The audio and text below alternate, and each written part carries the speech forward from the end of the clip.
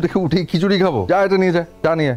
এখন সকাল না দুপুর, আর খালাম্মা বইলা দিছে থেকে বাড়িতে নতুন নিয়ম, কালে ঘুম থেকে উঠলে চা, দুপুরে ঘুম থেকে উঠলে ভাত। তুই দয়া করে তোর খালাম্মাকে গিয়ে বল যে এইসব নিয়ম কানুন সাধারণ মানুষের জন্য। তিনি যাকে গর্বে ধারণ করেছিলেন সে কোনো সাধারণ মানুষ না, সেই দেশের নাম করা একজন লেখক রাফসান আহমেদ। আফসোস যে তুই আর তোর খালাম্মাই শুধু আমাকে পাত্তা দিলি না। অসুবিধা নেই, বাসায় চা না পাওয়া গেলে কি হবে, ঢাকা শহরে চায়ের দোকানের অভাব নেই। আর শোন, এরপর থেকে সকালবেলা সব ভাত খিচুড়ি নিয়ে আসবি না। আপনি তো দোকানে এমনিই যাইতেন, দোকানে যায় চা খাওয়ার লাগে যে সিগারেটটা খাইতেন। আমি অহনি খালাম্মারে যে কইতাছি আমার চামচা। ভাইজান, আমার গল্পটা লেখা শুরু করছিলেন। তোমার আবার কোন গল্প? আপনি কইলাম না আমার আর আসমানির লাভ স্টোরি। আমি আসমানিরে ভালোবাসি, আসমানিও আমারে ভালোবাসে। বাপ মায় কোনোভাবে মেনে নিতেছে না। তখন আমরা পালায় বান্দরবনে চলে গেলাম, এখানে সুখে শান্তিতে বসবাস শুরু করলাম। তুমি আমার বান্দরবন কবে গেলা? তুমি তো ঢাকাতেই থাকো। এই তো আপনি বানাই লিখবেন, আমরা তো আমগো বাপ মায়ের ইজ্জতের দিকে পালাই যেতে পারি। আপনি লিখবেন আমরা বান্দরবনে পালাই গেছি, সেখানে আমরা সুখে শান্তিতে আছি। দুইটা বাচ্চা হয়েছে, একটা ছেলে একটা মেয়ে। আচ্ছা ঠিক আছে, লিখবো না। বাতে দিলাম, চার দাম রাখো। আপনি আমার লাগে গল্প লিখতেছেন, মনে করেন আমি আপনার অগ্রিম দিলাম। আচ্ছা তুমি যে আমাকে গল্প লিখতে বলছো, আমার তো ধারণা তুমি পড়তে জানো না। আমি জানি, তাই আসমানি জানি। আসমান এখন কোথায় থাকে?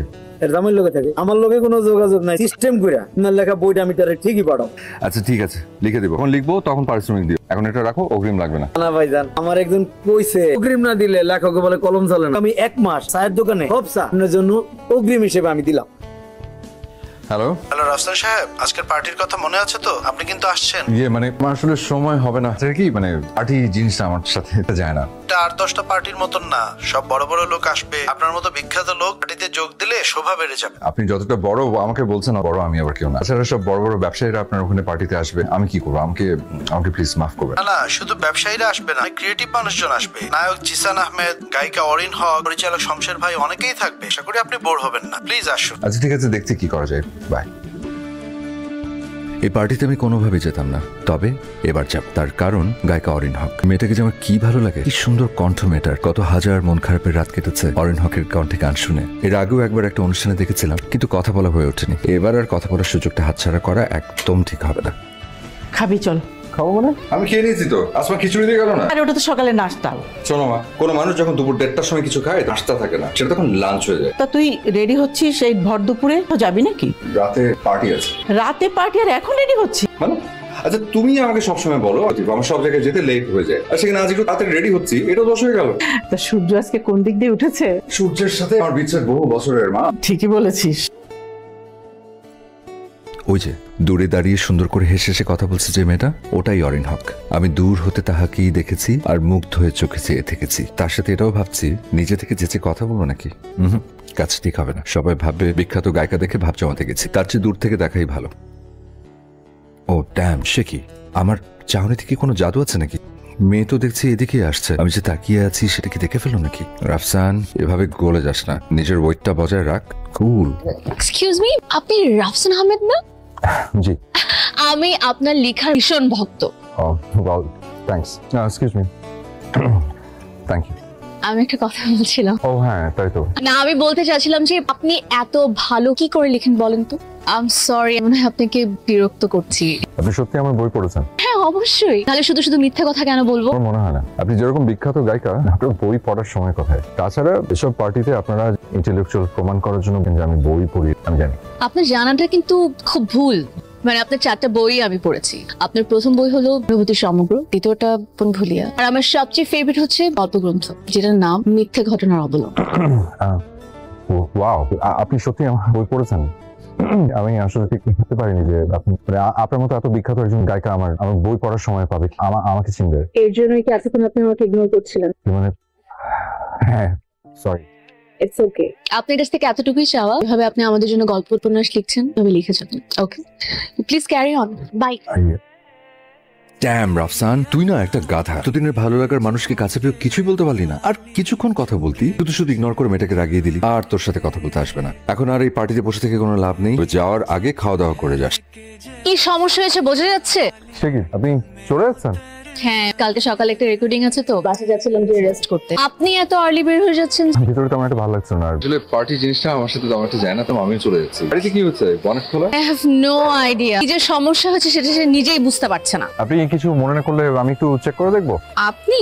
হ্যাঁ শিওর, প্লিজ। স্যার, এত বছর গাড়ি চালায় গাড়ির রোগ ধরতে বললাম না, আপনি ধরে বলবেন? এদিকে এসো, শোনো।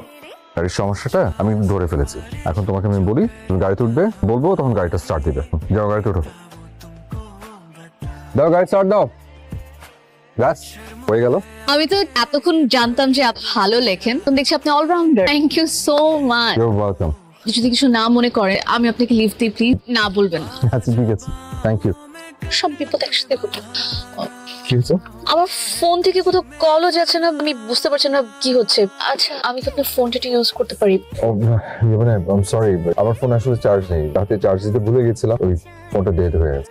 Phone dead? আপনাকে যদি এখন কেউ খুঁজে তাহলে আপনি কিভাবে পাবেন? আমাকে তেমন কেউ একটা খোঁজে না, কাউকে খুব একটা প্রয়োজন পড়ে না। আমি ছড়া মানুষ, ওই মাংসের আলুর মতো, থাকলে ভালো, না থাকলেও চলে। আমি ফোন ছাড়া এক মুহূর্ত থাকতে পারি না। দুজন একটু ফোনটা দেন না প্লিজ, আমার আর্জেন্ট কল করতে হবে। কি আপনার ফোনটা একটু নিন, ঠিক হয়ে গেছে। ঠিক হয়ে গেছে মানে? দেখি তো। হ্যাঁ মেসেজ যাচ্ছে। কিভাবে করলেন এটা? সবকিছু একদিনই জেনে নিতে চাচ্ছেন, কিছু জানা অন্য দিনের জন্য একটু বাকি রাখেন। আমি আসলে আপাতত এখানে নিয়ে যাবো। হ্যাঁ bye. Thank you so much for all the help. আপনাকে অনেক থ্যাংক ইউ। আসি, দেখা হবে। শুভরাত্রি। শুভরাত্রি। হ্যালো, হাই, আপনি এদিকে? মানে এদিকে একটু কাজ ছিল আমার।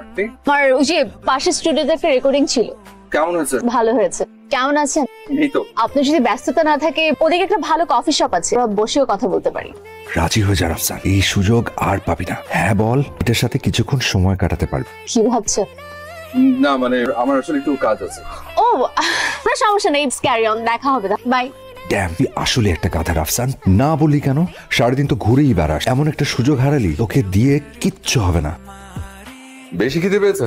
আরে আপনি বসি? প্লিজ, আপনি না বলুন আপনার কাজ আছে? হ্যাঁ, কাজটা শেষ হয়ে গেল, ভাবলাম যে আপনার দাওয়াতটা নিয়ে নিয়ে এসে চা কফি কিছু একটা খাই। খুব ভালো করেছেন এসেছেন, কিন্তু এটা বুঝতে পারছি না যে আপনি কিভাবে জানলেন যে আমি এই রেস্টুরেন্টে আছি। আমি ম্যাজিক জানি। কি আপনি বলছেন আপনি জাদু জানেন? নাকি আপনি আমাকে ফলো করছিলেন? কি আশ্চর্য, পায়ে হাঁটা একজন মানুষ এতে চড় একজনকে ফলো করতে পারে? কখনো যৌক্তিক? আর তাছাড়া লেখকরা সামটাইমস বানিয়ে বানিয়ে লেখে ঠিকই, কিন্তু তারা সারাক্ষণ মিথ্যে কথা বানিয়ে বলে, এটা কিন্তু ঠিক না। তাহলে আপনি বলতে চাচ্ছেন আপনি আসলেই জাদু জানেন? প্রমাণ চান? না না না, এসব কথা বাদ দিন। আপনি কি খাবেন বলেন? একটা কফি হলেই চলবে। শুধু কফি? কফি উইথ কোয়েল কোনটি। এক্সকিউজ মি, এটা একটু ট্রাই করতে পারেন।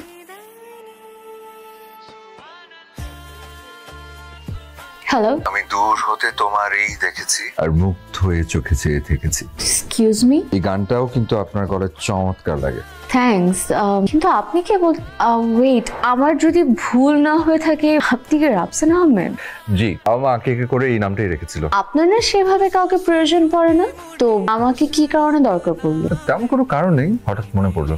হঠাৎ? মানুষের মধ্যে বড় চেঞ্জ গুলো কিন্তু হঠাৎই আসে। গৌতম বুদ্ধের কথাই ধরুন না, কোন এক জ্যোৎস্না রাতে ঘর ছাড়ার সিদ্ধান্ত তিনি হঠাৎই নিয়েছিলেন। আমারও তেমনি হঠাৎ মনে হয় যে সবার থেকে নিজেকে আড়ালে রাখার দরকার। বরং কেউ আমাকে যখন তখন খুঁজে পাক। কারোর সাথে সারাটা রাত জেগে গল্প করি, বিপদ আপদে পাশে দাঁড়াই, গাড়ি কিংবা মোবাইল নষ্ট হলে ঠিক করে দেই। ব্যাপারগুলোর মধ্যে এক ধরনের ভালো লাগা আছে। কিন্তু বুঝলাম, লেখকদের স্বভাবজাত ফ্লার্ট করার অভ্যাসটা আপনার মধ্যে আছে, এই জন্য কি আমাকে ফোন করেছেন? না, অন্য উদ্দেশ্য আছে। রাতের ঢাকাটাকে অনেক দিন দেখি না, আজ রাতের ঢাকা দেখতে বের হবো, সঙ্গী হবেন?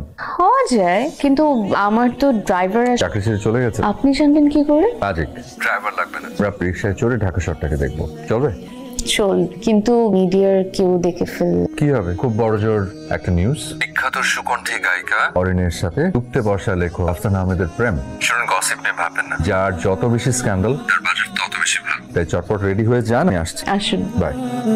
আপনি কি প্রায় এরকম বের হন? হ্যাঁ, মাঝে মাঝে। রাতের ঢাকায় আমার কাছে বেশি ভালো লাগে। আমার মধ্যে বলতে পারেন একরকম মাধুর স্বভাব আছে। একই ব্যাপারটা আমারও আছে। পার্থক্যটা হচ্ছে যে আমি মন চাইলে যখন ইচ্ছা তখন বের হতে পারি। কি করবেন? একেই বলে খ্যাতির বিড়ম্বন। কি চাই? মামা কি ঢাকা শহর নতুন নেই? অন্ধকার রাইতে আগোছা দিয়ে খারাইছি, কি চাই বোঝেন না? এবার বুঝেন? দেখেন, আমার কাছে বেশি কিছু নেই, যে সব দিয়ে দিচ্ছি, আপনারা প্লিজ এইগুলো নিয়ে দেন। একটা কারণে মাইয়া মানুষ আমার সেই ভালো লাগে, কার মাথাতে এত বুদ্ধি। আপনার কিচ্ছু দেওয়ান লাগবো না, শুধু যাওয়ানোর সময় 2টা লাইন গান নিয়ে যান আর রিমান্ডার চেক কর। খবরদার, এক পাও কেউ আগাবো না, আমি তোমাদের কিচ্ছু দিব না। এটা আওয়াজ করে একটা আওয়াজ ফুটা করে দিব, চিনো? তাই ফুটা করে দিবা? ফুটা যে করবা জিনিস আছে? জিনিস না জিনিস। আরে ফুল নিচে ফেলে দিলে কেন? ফুল কখনো রাস্তায় ফেলতে হয় না। না, এই ফুলটা ধরো, এখান থেকে সোজা বাসে চলে যাবে। আগামী 1 সপ্তাহ ঘর থেকে বের হবে না। আর যদি বের হও তাহলে ওই জিনিসের মতো আমাদেরকেও একদম বোঝা গেছে? কি আপনি সত্যি কি জাদু জানেন? চলো টাকা খেতে ইচ্ছে করছে। রমেশ, হ্যাঁ রমেশ, ঘুমোচ্ছ নাকি? বসুন। কি আশ্চর্য, লোকের কিছু না কিছু করে চা বানানো শুরু করে দিল। পরিচিত। আমি মাঝে মাঝে যখন রাতে ঢাকা দেখতে বেরোই তখন ওর দোকান থেকে এসে চা খেয়ে যায়, তো ও আসলে জানে। রমেশ, কি ঘুমিয়ে পড়েছিলে? ভাইজান দোকান খোলা রেখে কি আর ঘুমায়? ওনারে চিনছো? ওনারে কেনা চিনে, কত বড় গায়িকা। দেখতে খুব সুন্দর না? সুন্দর। আসমানি থেকে বেশি সুন্দর না কম? কম। যেন আমার কাছে কেউই আসমানির চেয়ে বেশি সুন্দর না। নিন। আসমানির কথা বললো, আসমানিটা কে? ওয়াইফ? আরে না, আসমানি হচ্ছে রমেশের এক্স গার্লফ্রেন্ড। একসময় দুজন দুজনকে খুব ভালোবাসত, তারপর তারা হঠাৎ একদিন ঠিক করে যে পালিয়ে বিয়ে করে ফেলবে। আসমানির পরিবার রমেশকে পছন্দ করত না, কিন্তু শেষ মুহূর্ত পর্যন্ত রমেশ যদিও অপেক্ষা করেছিল, আসমানি আসে। তখন রমেশ ভীষণ কষ্ট পায়। অনেক বড় প্রেমিক পুরুষ তো, সেই দুঃখে আজ পর্যন্ত বিয়েও করেনি। আর ওদিকে আসমানি তার বাবার পছন্দের এক ছেলেকে বিয়ে করে থাকে। কিন্তু এখানে একটা অদ্ভুত ব্যাপার আছে। আমি খোঁজ নিয়ে জেনেছি যে আসমানি যেখানে থাকে তার খুব কাছাকাছি ঘর ভাড়া নিয়ে রমিজও থাকে, কিন্তু তখন আসমানির সামনে যায় না। আসলে বেচারা আসমানি থেকে দূরে থাকতে পারে না। প্রেমের গল্প? এরকম প্রেমের গল্প কিন্তু নাটক, সিনেমা ছাড়া বাস্তব জীবনে দেখাই যায়। রবিজের আবার খুব শখ তার এই প্রেমের গল্পটা আমি লিখব, কিন্তু শেষটা একটু চেঞ্জ হবে। গল্পের শেষটা সুখের হবে, রমিজ আর আসমানি সুখের সংসার করবে। তো লিখছেন না কেন? ইচ্ছে করেই। কিছু কিছু গল্প বাস্তবে সুন্দর থাকে, লিখতে গেলে সৌন্দর্য কষ্ট। তা ঠিক। আপনার সামনে চলে এসেছি। হ্যাঁ, আসি তাহলে। শুভরাত্রি। আবার কখন দেখা হবে? আপনি যখন চাইবেন। আমি যদি আবার এরকম রাতের ঢাকা দেখতে চাই, গভীর রাতে চা খেতে চাই, তাহলে কি করব? একটা ফোন করবেন, আপনার কাছে আমার নাম্বার তো আছে। করা যায়, কিন্তু আপনি তো আবার আপনার প্রয়োজনে ফোন করলে বিরক্ত হন। প্রয়োজন আর প্রিয়জনের মধ্যে একটা পার্থক্য আছে। প্রিয়জনের প্রয়োজন আমি বিরক্ত। শুভরাত্রি। শুভরাত্রি। হ্যালো, একটু বারান্দায় আসবা?